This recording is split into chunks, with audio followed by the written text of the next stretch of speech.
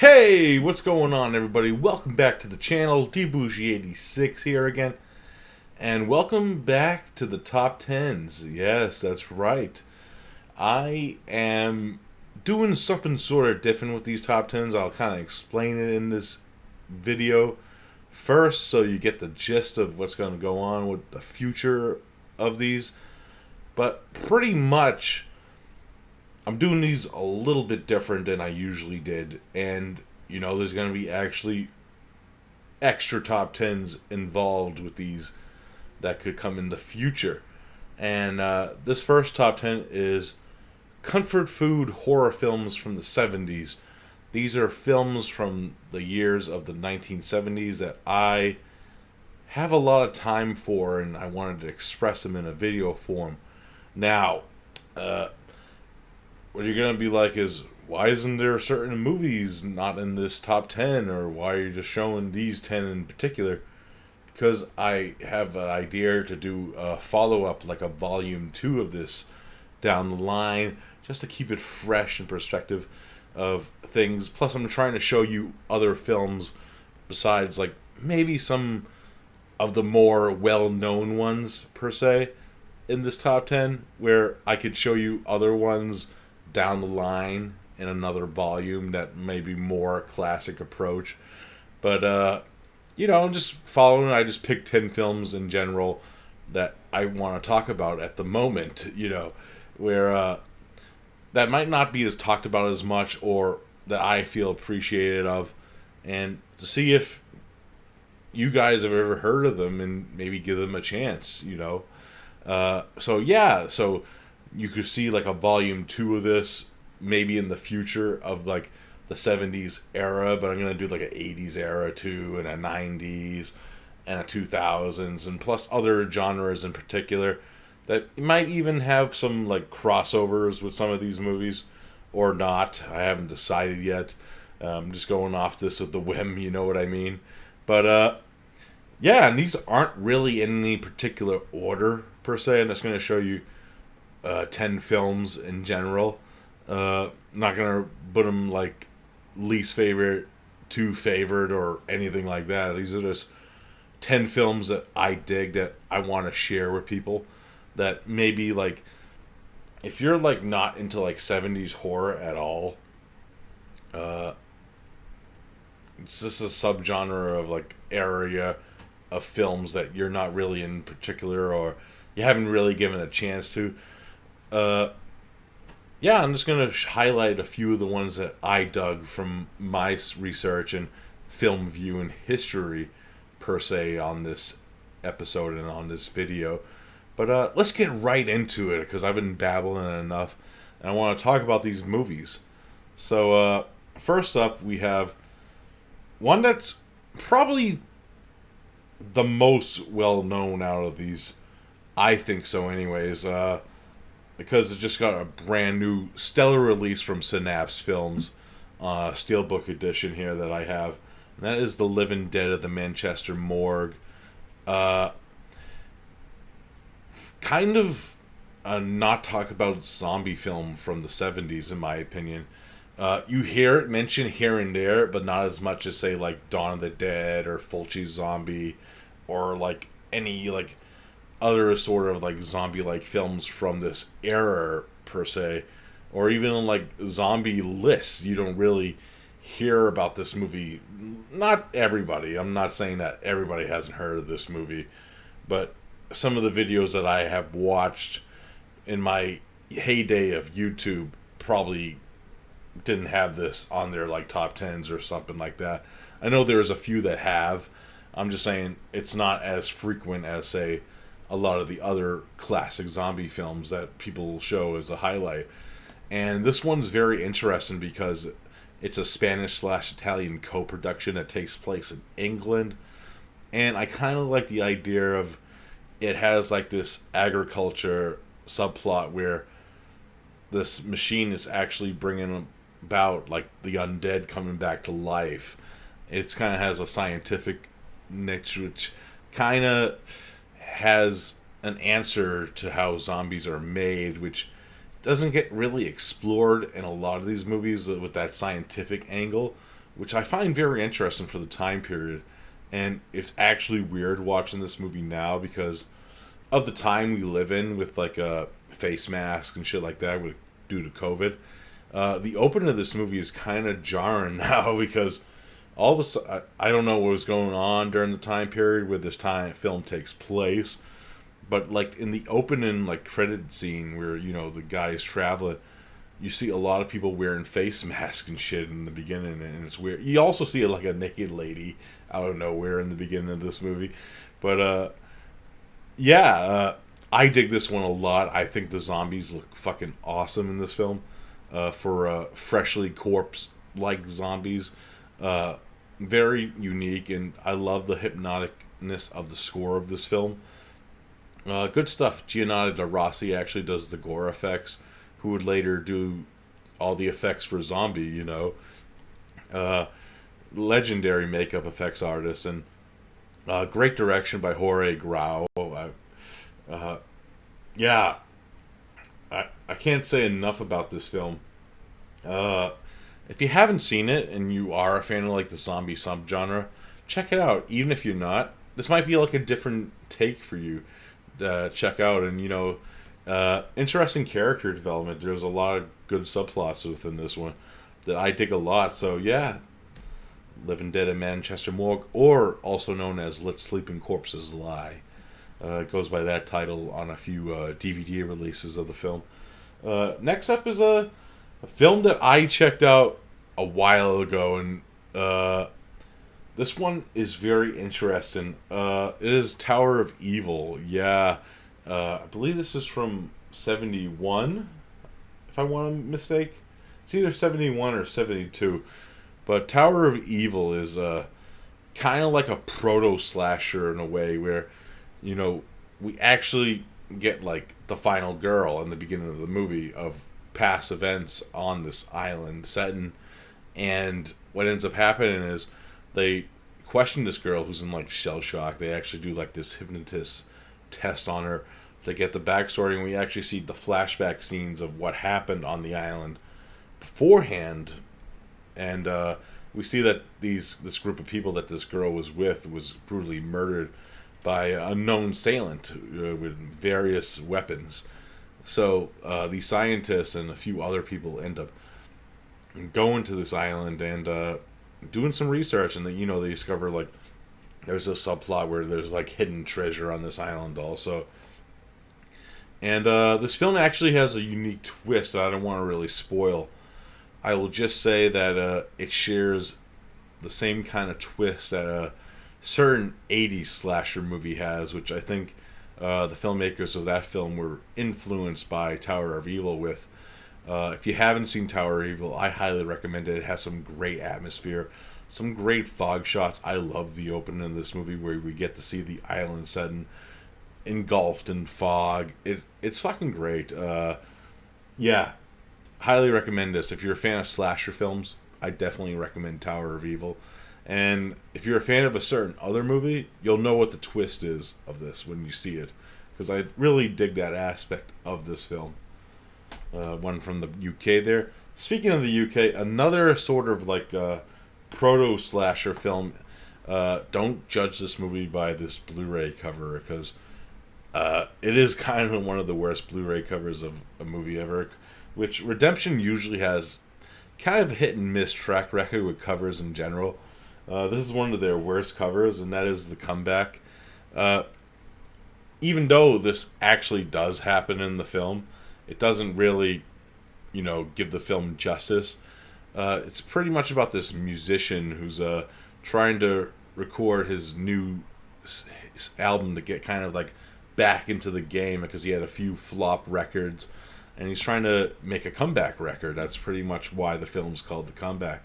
So he ends up staying at this house, and what ends up happening is murders start to happen surrounding certain aspects and people in his life, and people start disappearing that he knows. Like, minor spoiler here, his ex-wife is actually the first victim of the film. I'm not going to say who it is or She might be recognizable from another 70s movie. That's good comfort food. But I dig this one. Pete Walker directed the fuck out of this movie. I like the cast in general, and I like all the subplots within it. It's just an interesting type of movie to have be like a proto slasher, and I do kind of like the reveal of what's going on at the end of the day, which, yeah, I highly recommend this one. If you haven't seen The Comeback, it's really cool. Don't judge it by this cover. It actually has some cooler like DVD art from like, I think Shriek Show put this back in the day, or like it's been on Shudder a few times, this film. So if you see it on there, you'll probably see its more iconic poster art. But yeah, Pete Walker, big fan of him, and this is one of my favorites from him, The Comeback. Next up is a Joe D'Amato film. Yeah, again, some Italian shit. And that is Beyond the Darkness. What can I say about this film? Great character piece of dirtiness in this film. Oh boy, it's so dirty and sleazy and messed up. Some fucked up shit's going on within this one. That if you haven't seen this already, it has a great iconic score by Goblin, which was kind of reused by Bruno Mattei in the nunsploitation film The Other Hell, which is so weird. So weird that soundtrack to this film is in that movie. But yeah, this kind of like the makings of like a serial killer kind of, and weird taxidermy skills. I'll just put that out there. Yeah, highly recommend this. If you haven't seen it, dig it. Severin and 88 Films put this out. Next up is one from the American Horror Project box sets that Arrow put out. This is from Volume 1. And I'm going to try to cover this because I actually forgot to change the cover up. The Witch Who Came from the Sea. Yeah. Actually just did a review on this last year with my friend Duncan from the podcast Under the Stairs, and another great character piece film where we follow our main character Millie, played by Molly Perkins, who was the star of like Millie Perkins plays Molly, that's what I should say. Yeah, there we go. The letter M names, they always mess me up, but Molly's character is like this girl who believes the story that her father was lost at sea and that one day he'll come back to her. And it's just a very interesting way that the reveal of why Molly is the way she is revealed to us. It's very interesting in that aspect, but it also has some great camera work done by Dean Cundy, who later go on to do like Halloween, Escape from New York, The Thing, Jurassic Park. One of his earliest attempts of being a DP, and some great camera work and hypnotic visuals, which goes with like Molly being like a unreliable narrator of the film in certain aspects of it. Highly recommend this film. Great thing, it's actually a video nasty too, if you didn't know that about this movie. And it's due to this cover art, and you see where my finger is because there's some boobies on this cover. But yeah, I highly recommend this. Great release by Arrow. Next up is one that Scream Factory put out, but I know the Scream Factory is out of print.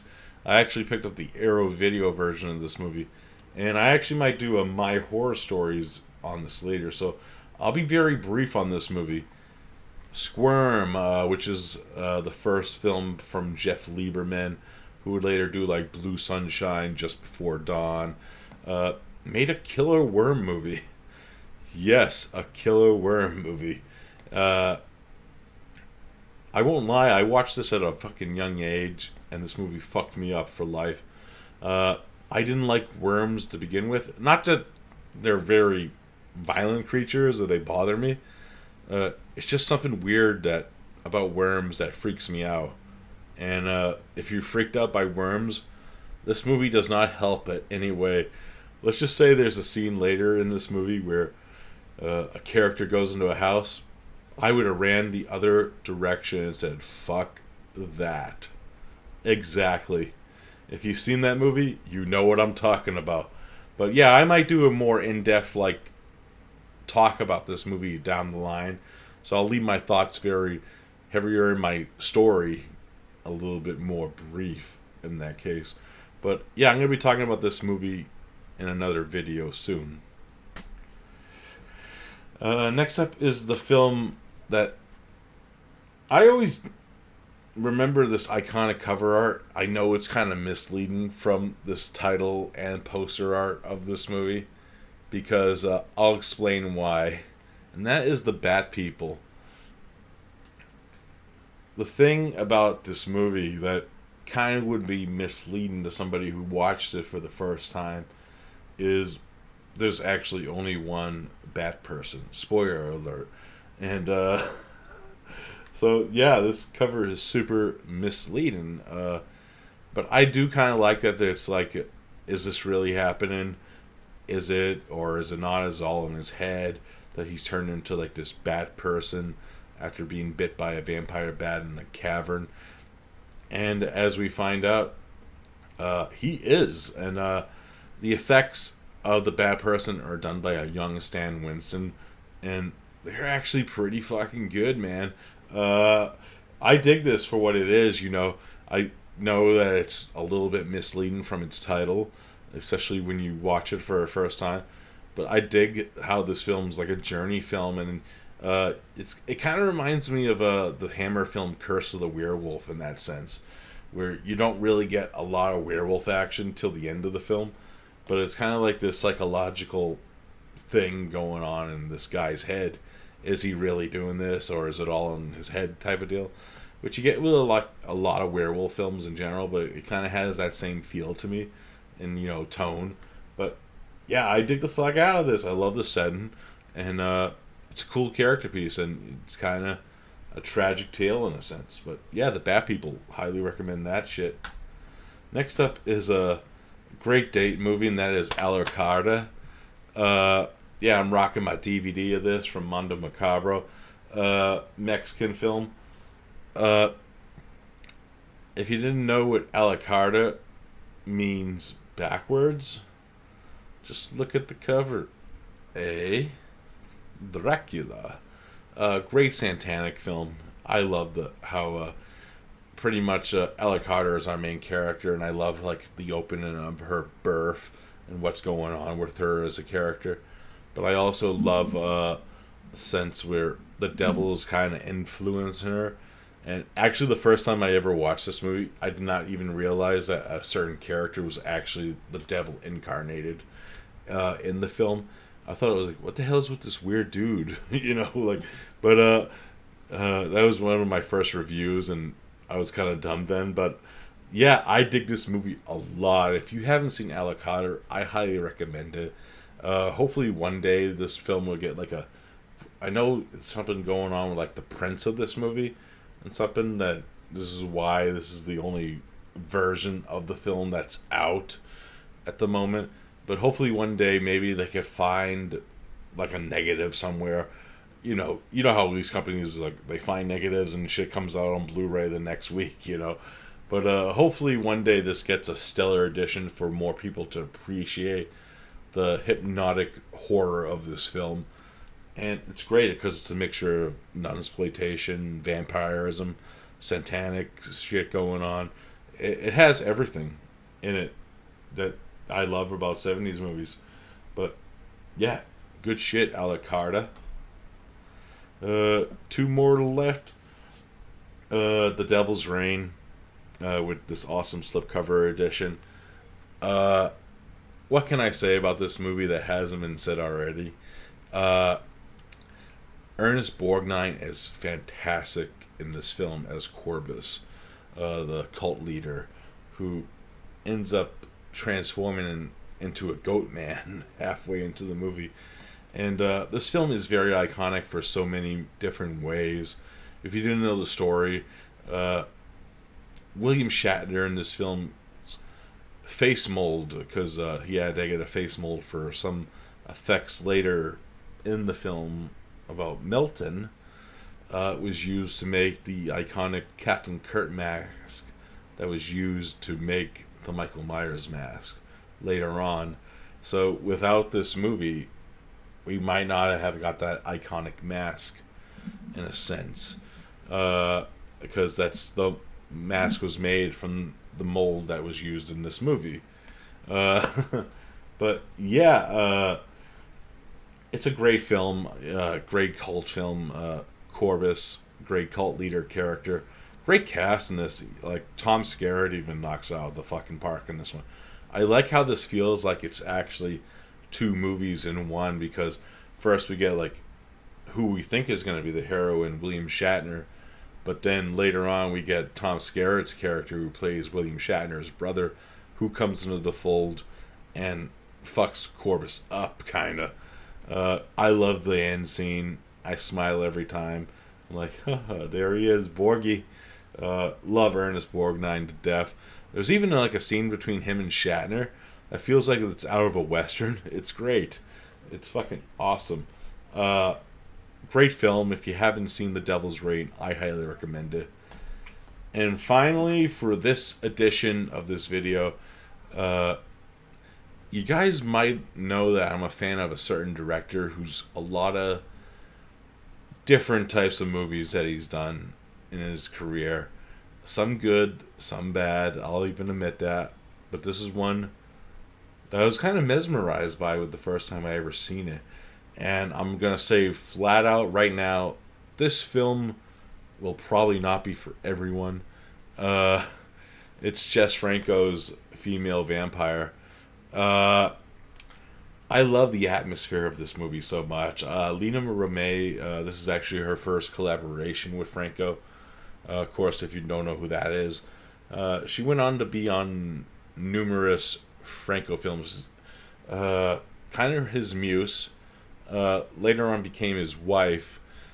Did a lot of weird things in movies. Let's just say that.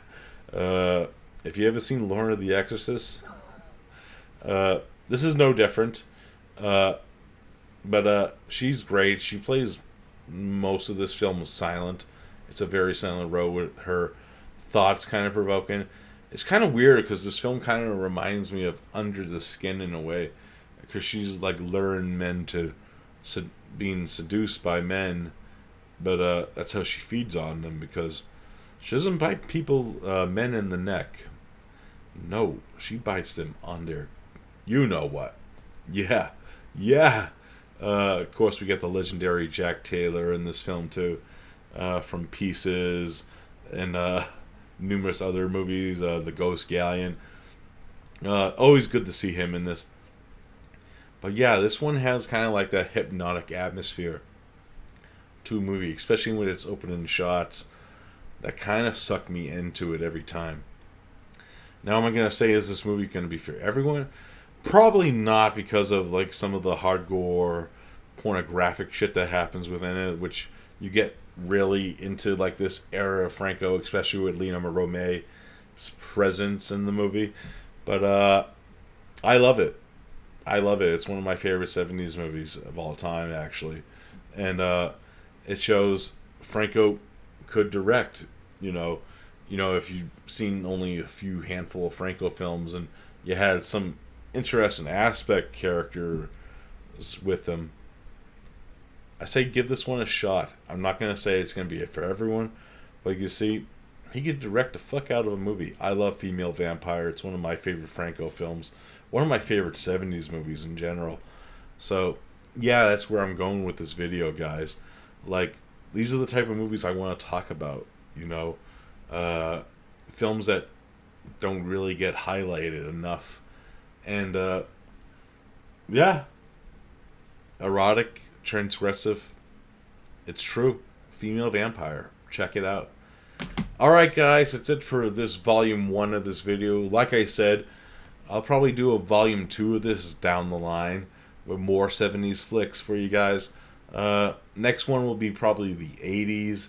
And tell me some of your guys' favorite 70s films that you don't feel like are talked about enough through like this format or any format that you're listening to or watching per se. Because I know a lot of podcast shows that don't really talk about these type of movies either. And there's a few. I'm not saying Everybody doesn't, but like I said before, I feel like these ones go under the radar more than, say, like other ones. And they're all comfort food films for me. I can just throw one of these on and be like, I'm in the 70s, man. But yeah, I hope you enjoyed this video. Another episode of My Horror Stories will be coming out sometime next week. But I hope you enjoy this. Maybe a little bit earlier. I haven't decided yet. But I hope you enjoyed it. And as always, I'll see you next video, peeps. Bye-bye.